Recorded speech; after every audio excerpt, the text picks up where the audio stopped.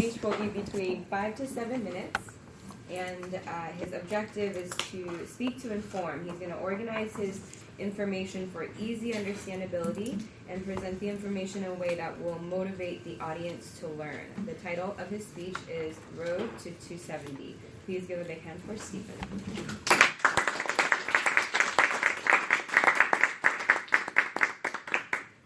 Thank you, Madam Toastmaster.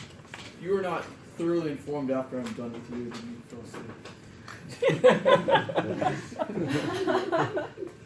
As some of you may know, I am my work site's Political Action Committee representative, and as such, I got the privilege 2 weeks ago to travel to Washington, D.C. and go to my lobbying office 1 block from Capitol Hill and meet with our lobbying effort there, and I got to meet with professional lobbyists, and I got to meet with professional political analysts that spend a lot of time trying to figure out how to protect and further the interests of our company and how to position themselves and leverage that position with the congressmen and the senators and basically the people in the party at the time.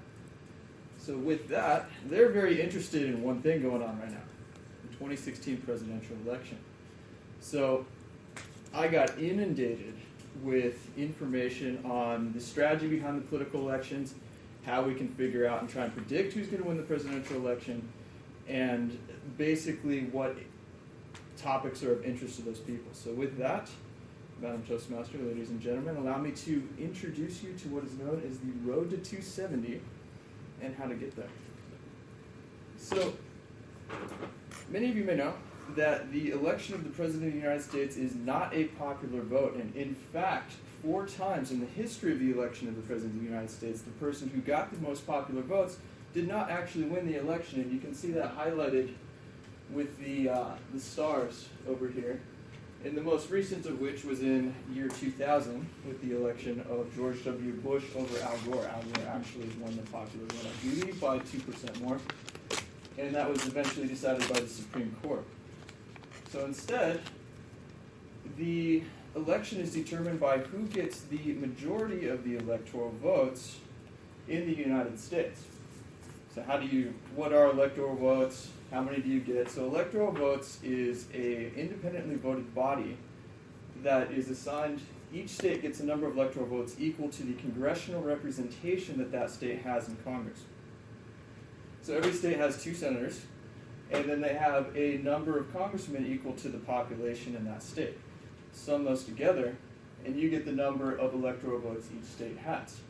Now you might point out that there is actually a nonlinear relationship between the electoral votes that each state has and the population in that state. So over here in the less populous states, such as Wyoming, a voter in Wyoming actually has 3.5 times the electoral votes representing that person than a voter in a more populous state, such as California, which is a pretty interesting fact that I found. So this is a cartogram map, so each one of these boxes is scaled to the number of electoral votes that each state has, and you can kind of see, this is the 2012 election where Obama won, where all the electoral votes and all the population is sitting in the United States. So why is the number 270 important? So if you took the sum of all the electoral votes, which is 568, and divided by 2, you'd have 269. So in order to get 50% plus 1 more than 269 is 270. First person to 270 votes wins the presidential election. So that's what makes that so important. So as part of the strategy, if I'm a presidential candidate and I'm part of the Democrat or Republican Party, and I'm looking to get elected, here's kind of how this is calculated. You've got your core support groups. You've got your states over here that are always going to vote Democratic, and your states over here that are always going to vote Republican pretty much no matter what you do, unless you go do something crazy. So this was actually taken last week. And we have 15 states that are pretty much guaranteed to vote Democratic. And you'll actually see California is listed up there with their 55 electoral votes. And there's pretty much 18 states, most of them in central United States, that are guaranteed to vote Republican. And then you have the leaning Democrat and Republican, and then you've got your completely toss-up states in the middle.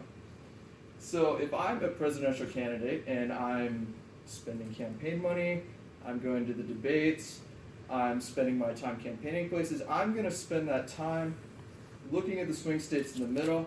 I'm going to target my political platform to those people and what's important to them.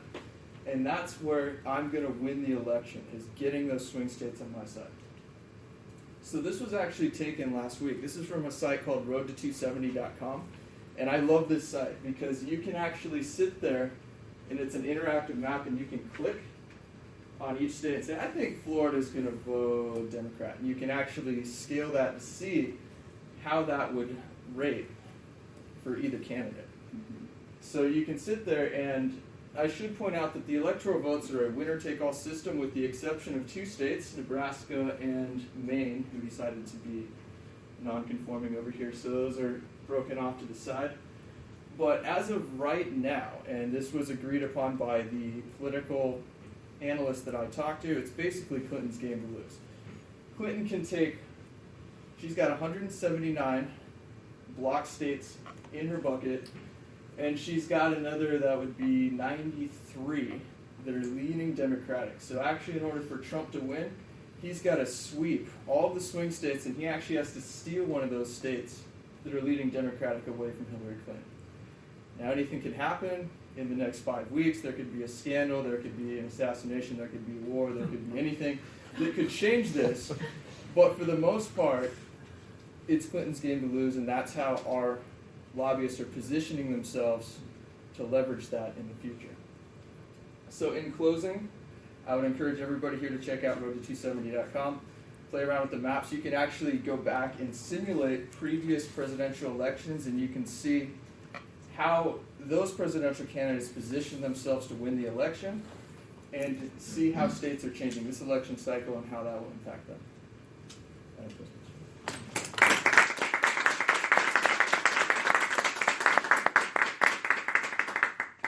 Thank you, Stephen.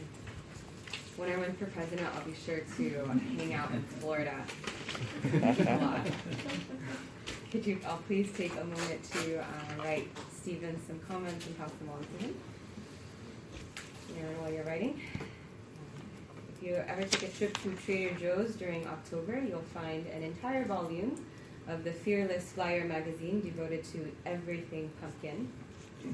And reminiscent of Bubba and his shrimp and boats, I give you pumpkin spice latte, pumpkin pancakes, pumpkin waffles, pumpkin ice cream, pumpkin hummus, black bean pumpkin burgers, pumpkin curry, pumpkin prawns, pumpkin pudding, pumpkin Alfredo sauce, pumpkin pie, pumpkin donuts, pumpkin yogurt, and for your canine friend, pumpkin dog treats.